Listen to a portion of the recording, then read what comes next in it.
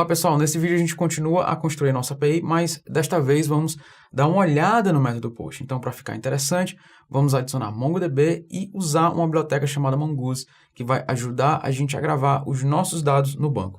Então, para começar, vamos logo instalando as dependências que a gente vai utilizar. Então, aqui no terminal, eu vou começar instalando o Mongoose, então npm mongoose. Ok, instalação concluída, mas como exatamente a gente vai utilizar o Mongoose? Bom, o MongoDB ele é um banco orientado a documentos, onde nós podemos organizar os nossos dados em formato JSON e agrupá-los em coleções. Se você veio do mundo relacional, uma coleção seria análoga a uma tabela, onde podemos ter várias tuplas, ou seja, os nossos registros. Em MongoDB, uma coleção nada mais é do que um conjunto de documentos. Mas diferente de um banco relacional, um documento armazenado em uma coleção não precisa ter as mesmas propriedades. Nós poderíamos armazenar documentos completamente diferentes em uma mesma coleção. Isso quer dizer que, no MongoDB, um documento possui um esquema dinâmico.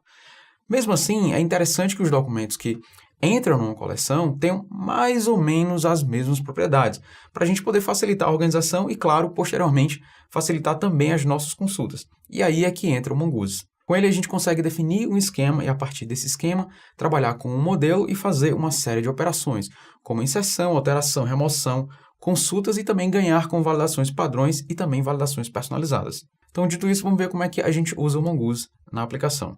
Agora, voltando aqui para o nosso editor, a primeira coisa que a gente vai fazer com o Mongoose, do mesmo jeito que a gente fez com o Rushify, é importar a nossa dependência. Então, vamos criar aqui uma constante, que eu vou chamar de Mongoose, e a gente vai importar o módulo, utilizando a função require, e a gente vai passar o nome exatamente Mongoose.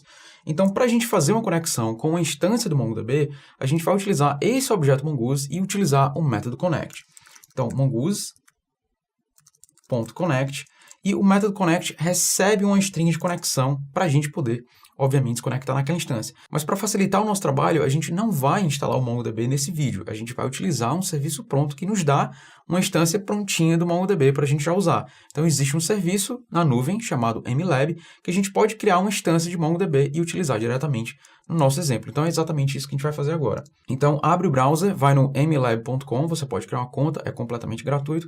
Eu já criei uma conta e, obviamente, já fiz a minha autenticação. Então, aqui na tela principal, eu não tenho nenhuma instância do MongoDB criada. Então, existe uma seção chamada MongoDB Deployment, que ele vai mostrar os bancos de dados que eu criei, ou seja, que estão disponíveis para mim na nuvem.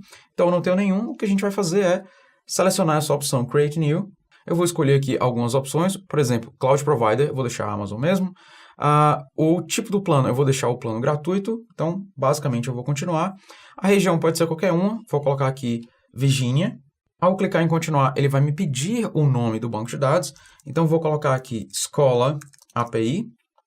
Então, vamos clicar no contínuo mais uma vez. Então, a gente tem acesso ao resumo do que a gente vai fazer. Então, Submit Order, ele vai criar a nossa instância. Ok, a nossa instância está criada, mas antes da gente usar, a gente primeiro precisa criar um usuário para a gente poder se conectar a ela.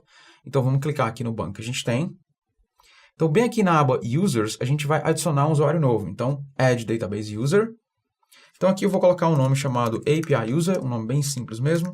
A senha eu vou colocar API User 1 e confirmar com API User 1. Obviamente, eu vou deixar desmarcado o Make Read Only, porque a gente vai realmente fazer alterações nesse banco. Então, vamos fazer aqui um Create. Então, ok, o nosso usuário foi criado, a gente já tem um banco pronto. E agora, o que a gente precisa fazer para conectar a nossa aplicação, ou seja, o Mongoose, com essa instância disponível na nuvem, é exatamente copiar essa URL e substituir dbuser e dbpassword exatamente pelo usuário que a gente criou. Então, eu vou copiar essa URL. Vamos voltar aqui para o nosso editor. Então, no método connect, eu vou exatamente informar aquela string de conexão. Então, vamos substituir logo dbuser. Eu coloquei API User. E o password eu coloquei API User 1. Então, esse método connect ele vai se conectar ao banco de dados de forma assíncrona. Então, ele retorna uma promise que a gente pode se inscrever para saber, claro, quando aquela conexão foi bem sucedida ou então capturar um erro caso ela não tenha sido bem sucedida. Então, primeiro vamos capturar a situação, né, onde ela foi bem sucedida, onde a gente consegue se conectar a esse banco. Então, como retorna uma promise, eu posso me inscrever passando um listener. Então, vamos utilizar o método then. Então, aqui eu vou passar uma callback. O primeiro parâmetro não me interessa, então simplesmente eu vou colocar aqui um underscore. E o que eu quero fazer é o seguinte, eu só quero criar o meu servidor do Rushify se a gente conseguir se conectar com sucesso com o MongoDB. Então, eu vou mover esse código que a gente criou aqui e eu vou colocar exatamente dentro do den. Então vamos salvar e a gente pode voltar no console e dar uma olhada para ver se a gente conseguiu se conectar com sucesso a essa instância do MongoDB. Então, voltando aqui no terminal, a gente vê a mensagem de sucesso, então a nossa API está ouvindo na porta 3000, isso quer dizer que a gente conseguiu se conectar com sucesso. O que a gente precisa aqui para a gente saber, né, caso a gente tenha algum erro na hora que a gente fez esse startup, é adicionar mais um método, que seria o método catch, e capturar o erro. Na verdade, a gente pode basicamente imprimir aquele erro no console. Então, caso a gente tenha passado uma URL que não existe, como por exemplo, a gente pode colocar aqui algumas informações que são falsas, fazer um save e voltar no console para ver se a gente vê esse erro do startup. Então, voltando aqui no console, a gente vê que realmente a aplicação quebrou, ou seja, a autenticação falhou, claro, porque eu modifiquei o nome do usuário. Então, vamos voltar aqui para a versão antiga, vamos salvar novamente e voltar aqui para o console. Então, beleza, as nossas configurações estão feitas com sucesso. Agora, efetivamente, como é que a gente trabalha com o Mongoose? A gente vai precisar criar um esquema, como eu falei anteriormente, e esse esquema vai servir para a gente descrever como serão os nossos documentos. No caso, a gente vai criar documentos alunos, então a gente vai precisar descrever o aluno.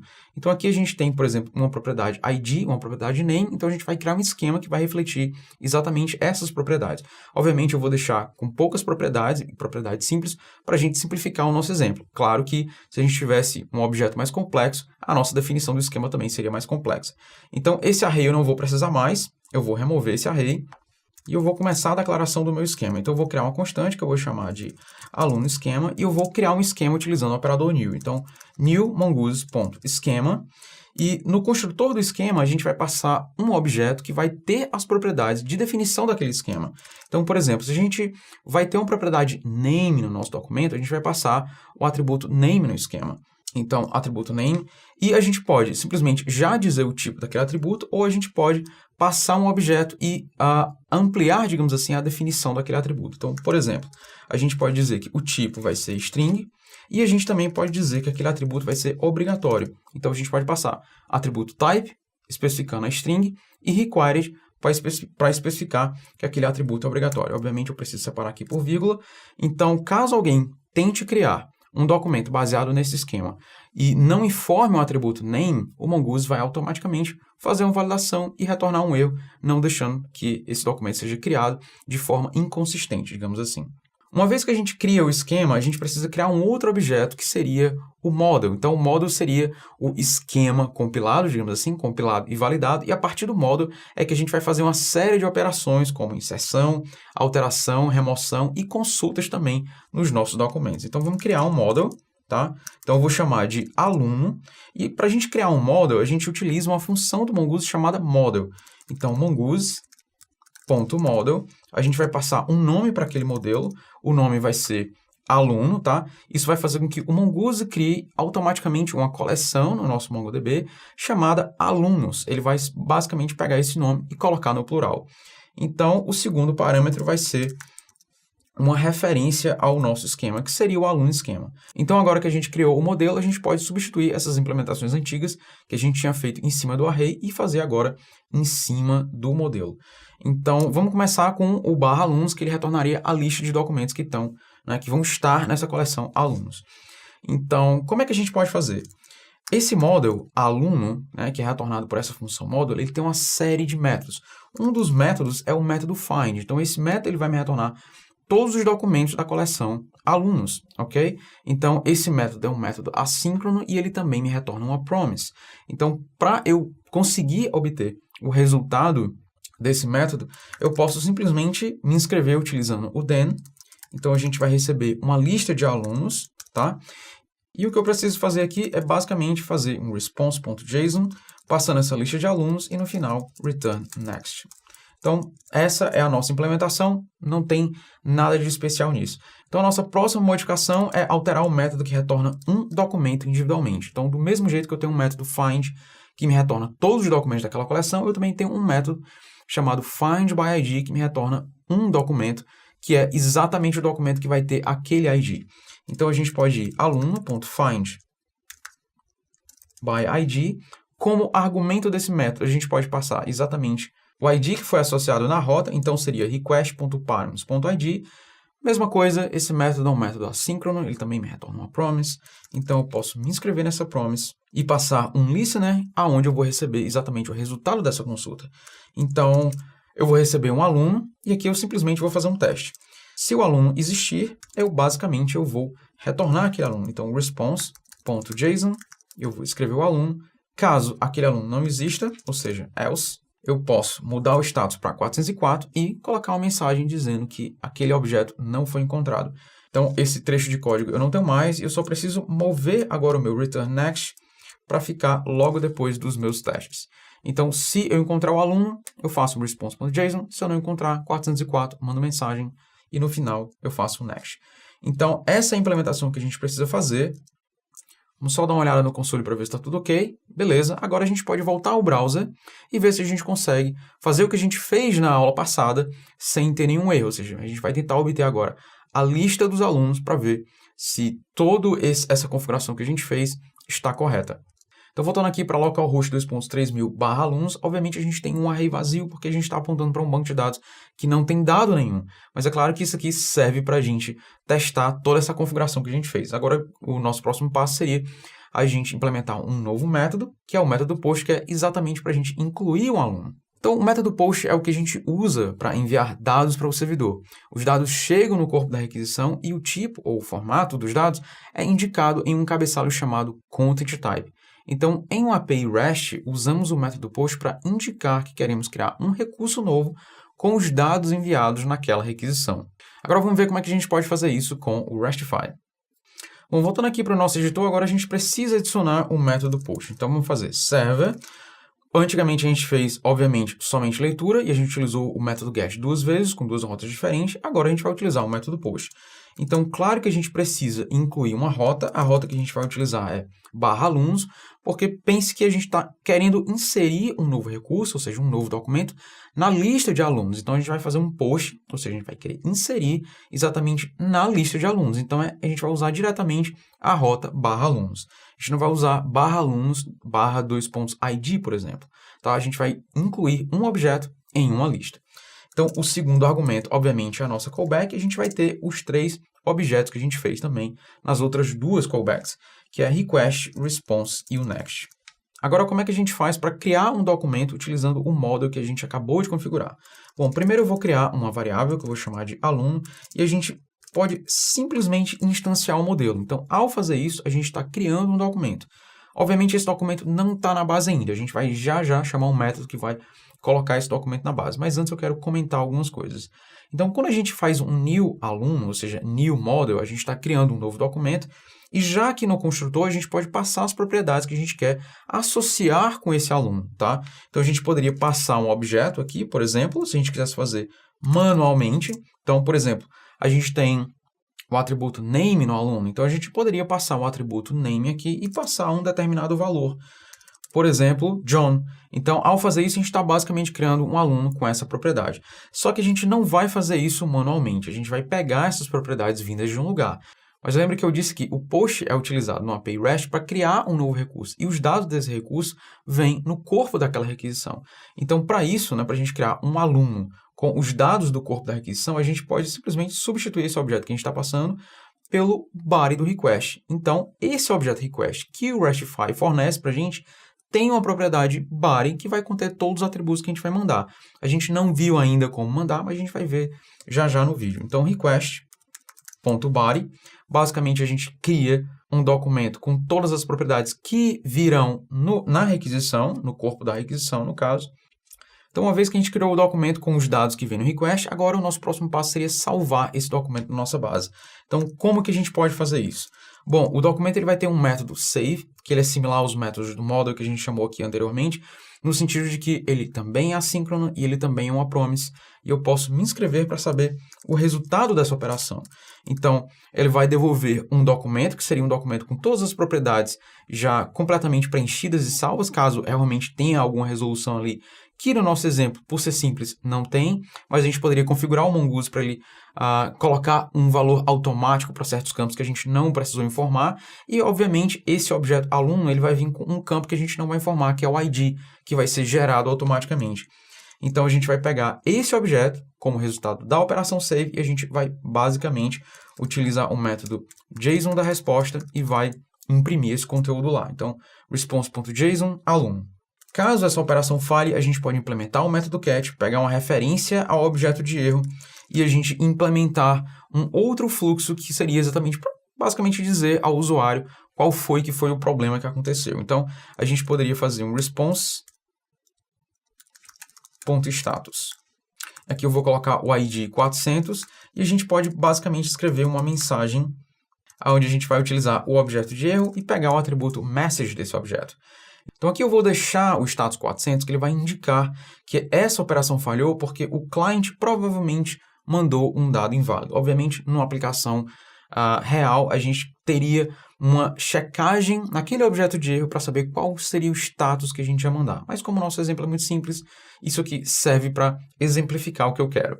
Então aqui seria, por exemplo, caso eu não passe aquela propriedade name, a gente pode até testar isso, seria porque o cliente esqueceu de passar e o status 400 representa exatamente isso. Significa bad request, ou seja, você mandou um request incompleto e eu basicamente estou dando uma resposta para você indicando que você fez isso. Então, em termos de implementação do método post, é basicamente o que a gente precisa, mas a gente vai precisar configurar mais uma coisa no Restify.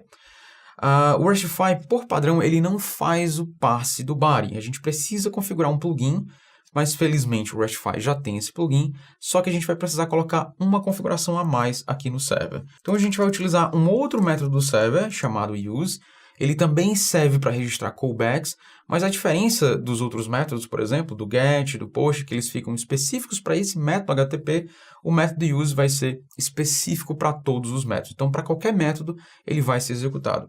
Então, aqui a gente vai fazer restify.plugins.bodyParser. Então, basicamente, é o que a gente precisa fazer para dizer ao Restify que a gente quer que ele faça automaticamente o parse do body. Então, nossa configuração está pronta, agora a gente pode ir no browser e fazer um teste. Para fazer esse teste do post, a gente não vai mais poder utilizar essa barra de endereços do browser, porque ela, ao a gente colocar aqui um endereço, ela vai fazer basicamente um get para aquela URL. E a gente agora quer testar um outro método, que é o post. Então, para isso, a gente vai precisar utilizar uma ferramenta especial, que você pode utilizar uma ferramenta bem conhecida chamada Postman, mas eu vou utilizar uma ferramenta equivalente chamada RESTlet Client.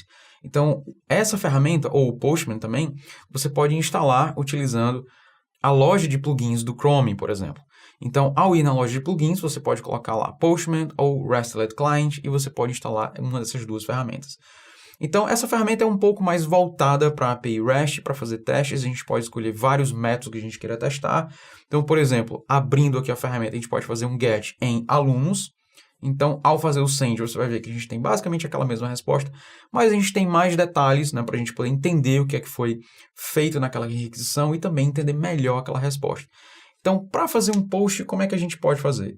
A gente pode mudar o método para post, a gente também vai fazer um post em alunos. E aqui a gente precisa criar um outro objeto, ele basicamente veio preenchido, mas se você estiver usando a primeira vez, ele vai vir com isso aqui vazio. Então, content type é o header, que vai me dizer qual é o tipo do conteúdo que eu vou mandar. Então, como a gente vai mandar um documento JSON, eu vou colocar application/JSON, esse aqui é exatamente o MIME-type, que diz que o meu body é um documento JSON, e aqui a gente vai colocar o nosso documento. Então, eu vou abrir e fechar com a chave, e eu vou ter uma propriedade, como por exemplo, name, que é a propriedade que é obrigatória no nosso documento, e o valor dela a gente pode utilizar os mesmos valores que a gente utilizou lá no array. Então, eu vou colocar aqui Bruce Wayne.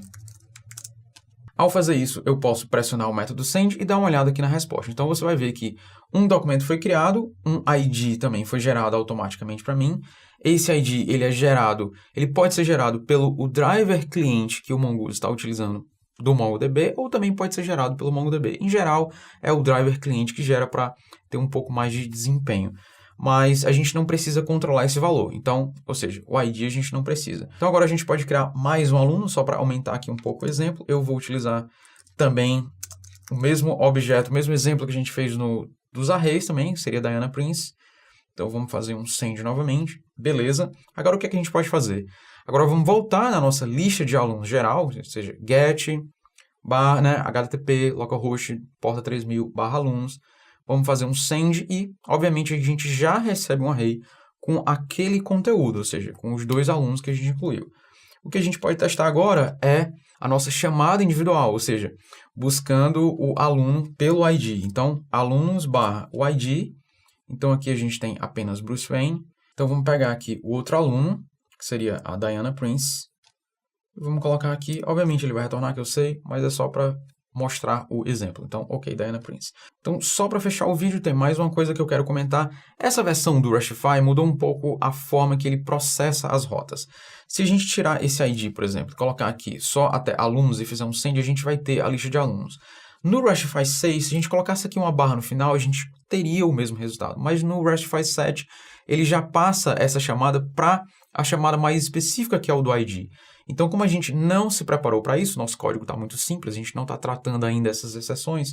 Então, ao fazer o send, basicamente a gente vai se deparar com um erro e a gente pode confirmar isso aqui no console. Então, ele não conseguiu entender que o Object ID era esse quando a gente colocou simplesmente a barra. Se você quiser ter o mesmo comportamento do Rushify antigo, seria o Rushify 6, ou seja, se a gente colocar só uma barra, eu ainda quero que ele caia na rota barra alunos, por exemplo, ou seja, que seja a mesma chamada, caia nessa rota ao invés dessa rota, a gente pode colocar mais um parâmetro aqui na hora de criar o servidor. E o nome do parâmetro é esse, ignore trailing slash. A gente coloca esse valor para true, e aí sim, agora, se a gente colocar alunos ou alunos barra, ele vai encarar como se a gente estivesse chamando apenas essa rota. Então, só para fazer um teste, vamos voltar para cá, vamos fazer um send, e aí a gente tem a lista de alunos novamente. Bom, por esse vídeo é só. Se você quiser conhecer mais sobre esse conteúdo e em mais detalhe, confere os links abaixo aqui no vídeo. Eu espero que você tenha gostado e até o próximo vídeo.